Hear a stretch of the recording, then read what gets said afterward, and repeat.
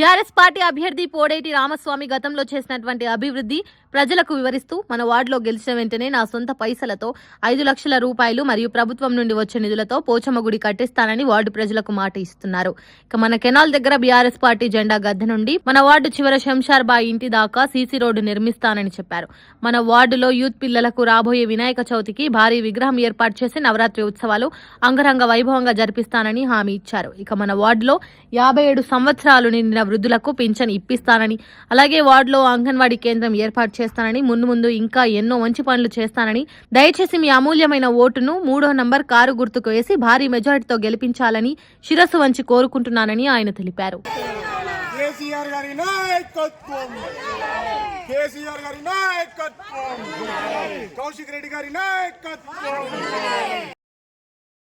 మూడో నంబర్ 200 ఉన్న పింఛన్ని 2000 చేసిండు కేసీఆర్ పెద్ద కొడుకు కారు గుర్తున్నాయి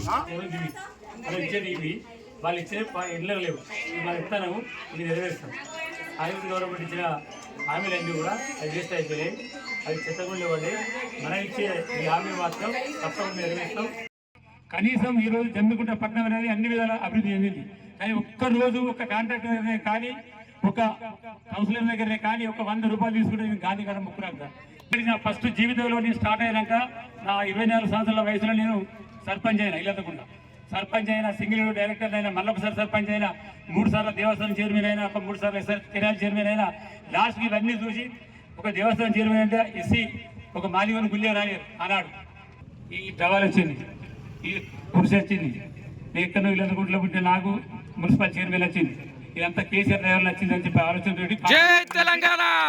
కాంట్రాక్టర్ అంబేద్కర్ విగ్రహాన్ని నా సొంత ప్రజలతో 21 లక్షలు పెట్టి నేను ఆ జాతర చైర్మన్ అయినందుకు అంబేద్కర్ రచించిన రాజ్యాంగంలో నేను సంపాదించిన నాకు పేరు వచ్చింది కనుక ఆ పేరు కోసం నా విగ్రహం పెట్టాలని చెప్పి అక్కడ సెంటర్లో అంబేద్కర్ విగ్రహాన్ని నా సొంత ప్రజలతో 21 లక్షలతో ఆ విగ్రహాన్ని నిర్మించాను. బాంబే నుంచి ఇట్లా సీసీ రోడ్ వేసి పెద్ద చౌరస్తా ఇద్దామనేది నాకు కోరుకున్నది. ఒక 5 లక్షలతో ఒక గుడి చిన్న రూమ్ పెట్టుకుని కాదు, 20 నుంచి 25 లక్షల రూపాయలు నా సంతాం సరిపోకపోతే గవర్నమెంట్ పెట్టి నేను ప్రమాణం చేసిన తెల్లారే వచ్చి కొబ్బరికాయ కొడతా 5 లక్షల రూపాయలు గుడికిస్తా. అవి తక్కువ పడితే కూడా వాళ్ళకి ఎత్తే ఏమవుతుంది, వాళ్ళకి ఎత్తే వాళ్ళు ఈయన ఉంటారు. నేను చేరువేలు అయితే మీకు ఏమవుతాయి? 5 ఏళ్ళు పెట్టే డబ్బులు ఒక్క సంవత్సరం 10 సంవత్సరం పెడతా 10 కోట్ల రూపాయలు పెట్టి వారును అద్దంలో తయారు చేస్తా.